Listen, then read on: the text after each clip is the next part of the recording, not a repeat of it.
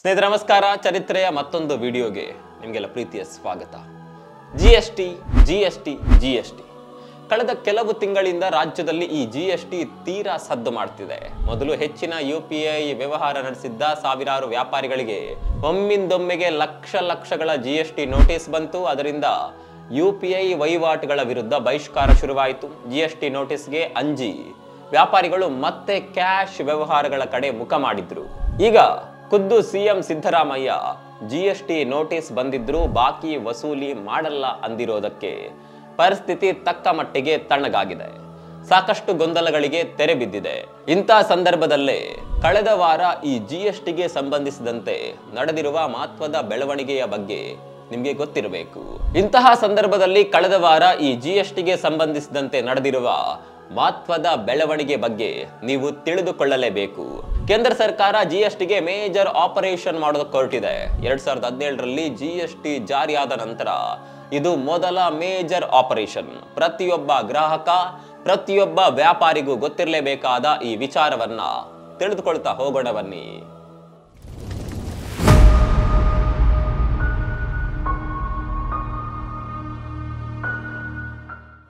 GST ಅಥವಾ goods and services tax ಒಂದು ದೇಶ ಒಂದು ಟ್ಯಾಕ್ಸ್ ಪರಿಕಲ್ಪನೆ ಅಡಿಯಲ್ಲಿ ಬಂದ ಏಕೈಕ ಪರೋಕ್ಷ ತೆರಿಗೆ ವ್ಯವಸ್ಥೆ ಅಥವಾ ಸಿಂಗಲ್ ಇಂಡೈರೆಕ್ಟ್ ಟ್ಯಾಕ್ಸ್ ಸಿಸ್ಟಮ್. ಈ ವರ್ಷ ಜುಲೈ ಆರಂಭದಲ್ಲೇ ಈ ಜಿಎಸ್ಟಿಗೆ 8 ವರ್ಷ ತುಂಬಿದೆ. ಆದರೆ ಈ 8 ವರ್ಷಗಳಲ್ಲೇ ಮೊದಲ ಬಾರಿಗೆ ಜಿಎಸ್ಟಿಯಲ್ಲಿ ದೊಡ್ಡ ಬದಲಾವಣೆಗಳನ್ನ ಮಾಡುವ ಸುಳಿವನ್ನ ಕೇಂದ್ರ ಸರ್ಕಾರ ಕೊಟ್ಟಿದೆ. ಜಿಎಸ್ಟಿಯ 12% ಸ್ಲ್ಯಾಬ್ ಅನ್ನ ಸಂಪೂರ್ಣವಾಗಿ ತೆಗೆಯಲು ಮುಂದಾಗಿರುವ ವಿಚಾರವನ್ನ ಎಕನಾಮಿಕ್ಸ್ ಟೈಮ್ಸ್ ವರದಿ ಮಾಡಿದೆ. ಖುದ್ದು ಪ್ರಧಾನಮಂತ್ರಿಗಳ ಕಚೇರಿ ಜಿಎಸ್ಟಿಯ ಈ ಬದಲಾವಣೆಗೆ ತಾತ್ವಿಕ ಅನುಮೋದನೆ ಕೊಟ್ಟಿರುವುದಾಗಿ ಎಕನಾಮಿಕ್ಸ್ ಟೈಮ್ಸ್ ವರದಿ ಮಾಡಿದೆ.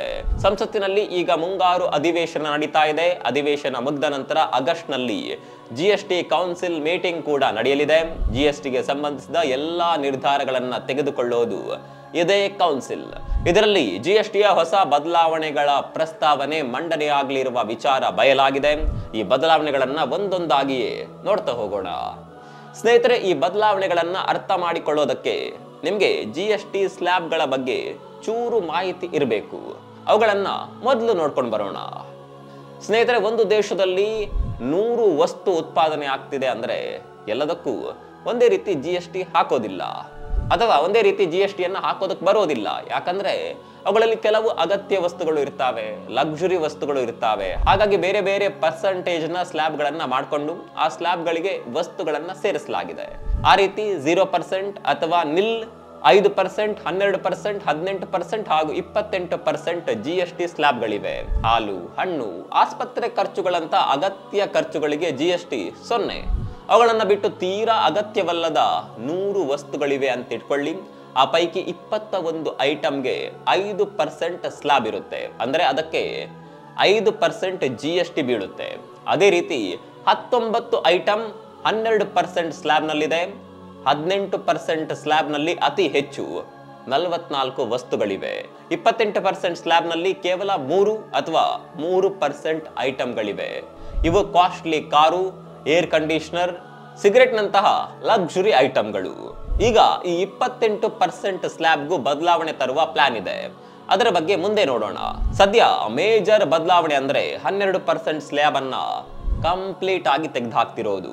ಅಲ್ಲದೆ ಅದರಲ್ಲಿರುವ 19 ವಸ್ತುಗಳನ್ನ ಅಥವಾ 19% ವಸ್ತುಗಳನ್ನ 5% ಹಾಗೂ 18% ಸ್ಲ್ಯಾಬ್ಗಳಿಗೆ ಶಿಫ್ಟ್ ಮಾಡೋದಕ್ಕೆ ಸರ್ಕಾರ ಪ್ಲಾನ್ ಮಾಡ್ತಿರೋದನ್ನ ಎಕನಾಮಿಕ್ಸ್ ಟೈಮ್ಸ್ ವರದಿ ಮಾಡಿದೆ.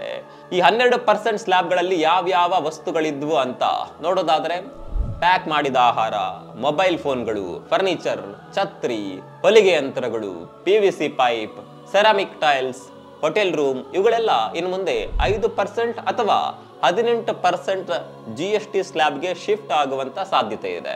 ಯಾವ ವಸ್ತು ಯಾವ ಸ್ಲ್ಯಾಬ್ಗೆ ಮೂವ್ ಆಗಬಹುದು ಅನ್ನುವ ಮಾಹಿತಿಯನ್ನ ಮುಂದಿನ ವರದಿಗಳಲ್ಲಿ ನಿಮಗೆ ಕೊಡ್ತಾ ಹೋಗ್ತೀವಿ.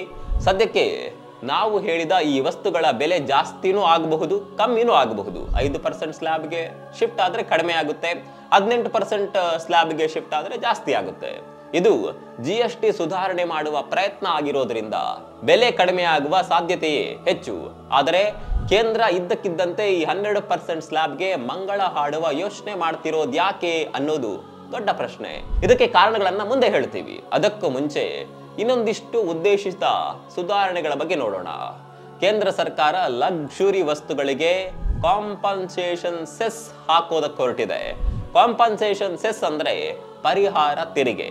ವಾಹನಗಳು, ಸಿಗರೇಟ್ ಮುಂತಾದ ಲಕ್ಸುರಿ ಐಟಂಗಳಿಗೆ ಅಥವಾ 28% GST ಸ್ಲ್ಯಾಬ್ನಲ್ಲಿರುವ ವಸ್ತುಗಳ ಮೇಲೆ ಈ ಸೆಸ್ ಜಾರಿಯಾಗುವ ಸಾಧ್ಯತೆ ಇದೆ. ಕಾರಣ ಏನು? ಇಲ್ಲಿ ಪರಿಹಾರ ತೆರಿಗೆ ಅಂದ್ರೆ ಏನು? ಇದು ಯಾವುದಕ್ಕೆ ಪರಿಹಾರ ಅನ್ನುವ ಪ್ರಶ್ನೆ ನಿಮಗೆ ಬಂದಿರಬಹುದು. ವಾಹನ, ಸಿಗರೇಟ್ ಅಂತಹ ಲಕ್ಸುರಿ ಐಟಂಗಳ ತಯಾರಿಕೆಯಲ್ಲೂ ಪರಿಸರಕ್ಕೆ ಹಾನಿಯಾಗುತ್ತೆ. ಅವು ತಯಾರಾದ ಮೇಲೆ ಬಳಕೆ ಆದಾಗಲೂ ಪರಿಸರ ಹಾಗೂ ಜೀವಿಗಳ ದೇಹಕ್ಕೆ ಹಾನಿಯಾಗುತ್ತೆ. ಇದೇ ಕಾರಣಕ್ಕೆ ಇವುಗಳನ್ನ ಸಿನ್ ಗೂಡ್ಸ್ ಅಥವಾ ಪಾಪದ ಸರಕುಗಳು ಅಂತಲೇ ಕರೀತಾರೆ. ಆ ಪಾಪದ ಪರಿಹಾರಕ್ಕೆ ಕಾಂಪನ್ಸೇಷನ್ ಸೆಸ್ ಬರುವ ಸಾಧ್ಯತೆ ಇದೆ. ಸೊ ಇನ್ನು ಮುಂದೆ ಸಿಗರೇಟ್ ಶ್ವಾಸಕೋಶ ಸುಡೋದರ ಜೊತೆಗೆ ಜೇಬನ್ನ ಕೂಡ ಸುಡುತ್ತೆ. ಈ ಮುಂಚೆನೂ ಸುಡ್ತಿತ್ತು, ಆದರೆ ಇನ್ನು ಮುಂದೆ ಸ್ವಲ್ಪ ಆಳಕ್ಕೆ ಸುಡುವ ಚಾನ್ಸ್ ಇದೆ. ಈ ಸೆಸ್ ಜಾರಿ ಆಗ್ತಿರೋದಕ್ಕೆ ಮುಖ್ಯ ಕಾರಣ GST ಜಾರಿಯಾದ ಮೊದಲ 5 ವರ್ಷಗಳಲ್ಲಿ ರಾಜ್ಯಗಳಿಗೆ ಉಂಟಾಗಿರುವ ಆದಾಯದ ನಷ್ಟ. ಆ ಅವಧಿಯಲ್ಲಿ ರಾಜ್ಯಗಳ ಸೆಸ್ ನಿಧಿ ಖಾಲಿಯಾಗಿತ್ತು. ಸೆಸ್ ಫಂಡ್ಗಳು ಡೆಫಿಸಿಟ್ಗೆ ಹೋಗಿದ್ವು. ಅದರ ಜೊತೆಗೆ ಕೋವಿಡ್ ಟೈಮ್ನಲ್ಲಿ ರಾಜ್ಯಗಳಿಗಾಗಿ ಕೇಂದ್ರ ಸರ್ಕಾರ ಸುಮಾರು 2.69 ಲಕ್ಷ ಕೋಟಿ ರೂಪಾಯಿ ಸಾಲ ಮಾಡಿತ್ತು. ಅದನ್ನೆಲ್ಲ ಬ್ಯಾಲೆನ್ಸ್ ಮಾಡೋದಕ್ಕೆ ಕೇಂದ್ರ ಸರ್ಕಾರ ಲಕ್ಸುರಿ ಐಟಂಗಳ ಮೇಲೆ ತೆರಿಗೆ ಪ್ರಹಾರ ಮಾಡೋದಕ್ಕೆ ಹೊರಟಿದೆ.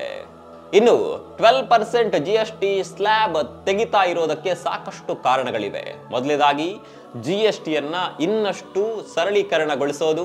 ಯಾಕಂದ್ರೆ GST ಜಾರಿಯಾದಾಗಿನಿಂದಲೂ ಪರೋಕ್ಷ ತೆರಿಗೆ ವ್ಯವಸ್ಥೆ ಸರಳೀಕರಣ ಆಗೋದ್ರ ಬದಲು ಇನ್ನಷ್ಟು ಕಾಂಪ್ಲೆಕ್ಸ್ ಆಗಿವೆ ಅನ್ನುವ ಆರೋಪ ಇದೆ. ಜೊತೆಗೆ ಸುಧಾರಣೆ ಆಗಬೇಕು ಅನ್ನುವ ಬೇಡಿಕೆ ಕೂಡ ಇದೆ. ಈಗ 5 GST ಸ್ಲ್ಯಾಬ್ಗಳಿವೆ.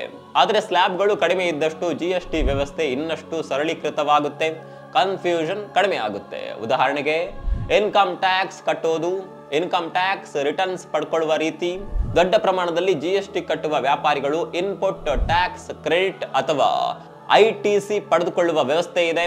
ಆ ವ್ಯವಸ್ಥೆಗೂ ಕಡಿಮೆ GST ಸ್ಲ್ಯಾಬ್ಗಳಿದ್ರೆ ವರದಾನವಾಗುತ್ತೆ. ಇದರಿಂದ ವ್ಯಾಪಾರಿಗಳು ಇನ್ನಷ್ಟು ಹೂಡಿಕೆ ಮಾಡಿ ವ್ಯಾಪಾರ ಎಕ್ಸ್ಪ್ಯಾಂಡ್ ಮಾಡಲು ಸಹಾಯವಾಗುತ್ತೆ. ಅಲ್ಲದೆ 12% ಸ್ಲ್ಯಾಬ್ನಲ್ಲಿದ್ದ ಒಂದಷ್ಟು ವಸ್ತುಗಳಿಗೆ ಡ್ಯೂಟಿ ಇನ್ವರ್ಷನ್ ಆಗ್ತಿತ್ತು. ಆದರೆ ಆ ವಸ್ತುವಿನ GSTಗಿಂತ ಅದರ ತಯಾರಿಕೆಗೆ ಬಳಸುವ ಕಚ್ಚಾ ವಸ್ತುಗಳಿಗೆ ಹೆಚ್ಚು GST ಅಪ್ಲೈ ಆಗ್ತಿತ್ತು.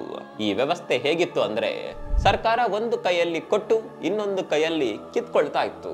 ಈಗ ಆ GST ಸ್ಲ್ಯಾಬ್ ಅನ್ನೇ ತೆಗೆಯುವ ಮುಖಾಂತರ ಇಂತಹ ವೈಪರೀತ್ಯಗಳನ್ನ ಕೊನೆಗಾಣಿಸಬಹುದು. ಇನ್ನು ಈ ಸುಧಾರಣೆಯ ಹಿಂದೆ ಮಿಡ್ಲ್ ಕ್ಲಾಸ್ ಗ್ರಾಹಕರಿಗೆ ದೊಡ್ಡ ರಿಲೀಫ್ ಕೊಡುವ ಉದ್ದೇಶವೂ ಇದ್ದಂತಿದೆ. ಯಾಕಂದ್ರೆ ಮೊಬೈಲ್ ಫೋನ್, ದಿನಬಳಕೆಯ ವಸ್ತುಗಳು, PVC ಪೈಪ್ ನಂತಹ ಕೃಷಿ, ಕಟ್ಟಡ ನಿರ್ಮಾಣ ವಸ್ತುಗಳ ಬೆಲೆ 12% ಸ್ಲ್ಯಾಬ್ನಿಂದ 5% ಸ್ಲ್ಯಾಬ್ಗೆ ಇಳಿದರೆ ಮಿಡ್ಲ್ ಕ್ಲಾಸ್ ಗ್ರಾಹಕರು, ರೈತರಿಗೆ ಒಂದಷ್ಟು ಹಣ ಉಳಿತಾಯವಾಗಬಹುದು. ಈ ಸುಧಾರಣೆಗಳ ಟೈಮಿಂಗ್ಸ್ ಕೂಡ ನೀವು ಗಮನಿಸಬೇಕು. ಈ ವರ್ಷಾಂತ್ಯಕ್ಕೆ ಬಿಹಾರದಲ್ಲಿ ವಿಧಾನಸಭಾ ಚುನಾವಣೆ ಇದೆ. GST ದರ ಸುಧಾರಿಸುವ ಸಚಿವರ ಗುಂಪಿನ ಚೇರ್ಮನ್ ಕೂಡ ಇದೇ ಬಿಹಾರದ ಉಪಮುಖ್ಯಮಂತ್ರಿ ಹಾಗೂ ಹಣಕಾಸು ಸಚಿವ ಸಾಮ್ರಾಟ್ ಚೌಧರಿ. ರಾಜ್ಯಗಳ ಮೇಲೆ ಯಾವುದೇ ರೀತಿ ಪರಿಣಾಮ ಬೀರುವ ಸುಧಾರಣೆಗಳನ್ನ ತರುವಾಗ ಕೇಂದ್ರ ಸರ್ಕಾರ ಬಿಹಾರವನ್ನ ಯಥೇಚ್ಛವಾಗಿ ಗಣನೆಗೆ ತೆಗೆದುಕೊಳ್ಳುತ್ತೆ. ಅದರಲ್ಲೂ ಈಗ ಚುನಾವಣೆ ಇರೋದ್ರಿಂದ ಆ ಟೈಮಿಂಗ್ ಅನ್ನ ಸ್ಟ್ರಾಟಜಿ ಆಗಿಯೂ ಕೂಡ ಬಳಸಿಕೊಳ್ತಾ ಇದೆ. ಹಾಗಂತ ಅದೊಂದೇ ಕಾರಣ ಅಲ್ಲ. ಇತ್ತೀಚೆಗೆ ಪ್ರತಿ ತಿಂಗಳು ಹತ್ರ 2 ಲಕ್ಷ ಕೋಟಿ ರೂಪಾಯಿಗಿಂತ ಹೆಚ್ಚು GST ಸಂಗ್ರಹ ಆಗ್ತಾ ಇದೆ. ಏಪ್ರಿಲ್ನಲ್ಲಿ 2.37 ಲಕ್ಷ ಕೋಟಿ ರೂಪಾಯಿ ತಲುಪಿತ್ತು. ಇದು GST ವ್ಯವಸ್ಥೆ ಸ್ಥಿರವಾಗಿರುವ ಸೂಚನೆ. ಅಲ್ಲದೆ ದೇಶದಲ್ಲಿ ಹಣದುಬ್ಬರ ನಿಯಂತ್ರಣದಲ್ಲಿದೆ. ಜೂನ್ನಲ್ಲಿ ಗ್ರಾಹಕ ಬೆಲೆ ಸೂಚ್ಯಂಕ 2.1% ಅಷ್ಟಿತ್ತು. ಇದು ಕಳೆದ 6 ವರ್ಷಗಳಲ್ಲೇ ಅತಿ ಕಡಿಮೆ. ಹೀಗೆ ಸಾಕಷ್ಟು ಆರ್ಥಿಕ ಸೂಚ್ಯಂಕಗಳು ಬಹಳ ಸ್ಥಿರವಾಗಿದೆ. ಡೊನಾಲ್ಡ್ ಟ್ರಂಪ್ ಟ್ಯಾರಿಫ್ ಭೀತಿ ಸ್ಟಾಕ್ ಮಾರ್ಕೆಟ್ ಮೇಲೆ ಚೂರು ಪರಿಣಾಮ ಬೀರೋದು ಬಿಟ್ರೆ ದೇಶದ ಆರ್ಥಿಕ ಪರಿಸ್ಥಿತಿ ಬಹಳ ಸ್ಟೇಬಲ್ ಆಗಿದೆ. ಇದೇ ಅವಕಾಶ ಬಳಸಿ GST ಸುಧಾರಣೆ ತರೋದಕ್ಕೆ ಕೇಂದ್ರ ಸರ್ಕಾರ ಮುಂದಾಗಿದೆ. ವರದಿಗಳ ಪ್ರಕಾರ ಕೇಂದ್ರ ಹಣಕಾಸು ಇಲಾಖೆ ಈ ಸುಧಾರಣೆಗಳ ಬಗ್ಗೆ ಶೀಘ್ರದಲ್ಲೇ ಎಲ್ಲ ರಾಜ್ಯಗಳ ಜೊತೆ ಮಾತುಕತೆ ಶುರು ಮಾಡುವ ಸಾಧ್ಯತೆ ಇದೆ. ಈಗಾಗಲೇ ರಾಜ್ಯಗಳಿಗೆ ಸಂಬಂಧಪಟ್ಟ ಇಲಾಖೆಗಳ ಜೊತೆಗೆ ಸಮಾಲೋಚನೆ ಶುರು ಮಾಡಿದೆ. ಮುಂದಿನ ದಿನದಲ್ಲಿ ಇದರ ಬಗ್ಗೆ ನಿಮಗೆ ಅಪ್ಡೇಟ್ಸ್ ಕೊಡ್ತಾ ಹೋಗ್ತೀವಿ. ಈ ವಿಡಿಯೋ ನಿಮ್ಗೆ ಇಷ್ಟ ಆಗಿದ್ರೆ ನಿಮ್ಮ ಸ್ನೇಹಿತರಿಗೂ ಕೂಡ ಫಾರ್ವರ್ಡ್ ಮಾಡಿ. GSTಯ ವಿಚಾರ ಎಲ್ರಿಗೂ ಕೂಡ ಗೊತ್ತಿರಬೇಕು. ಹಾಗೆ ಈ ಬದಲಾವಣೆಗಳ ಬಗ್ಗೆ ನಿಮ್ಮ ಅಭಿಪ್ರಾಯವನ್ನ ಕಾಮೆಂಟ್ ಬಾಕ್ಸ್ ನಲ್ಲಿ ಬರೆಯಿರಿ. ಮತ್ತೊಂದು ವಿಡಿಯೋ ಸಿಗೋಣ. ಅಲ್ಲಿವರೆಗೂ ನಮಸ್ಕಾರ.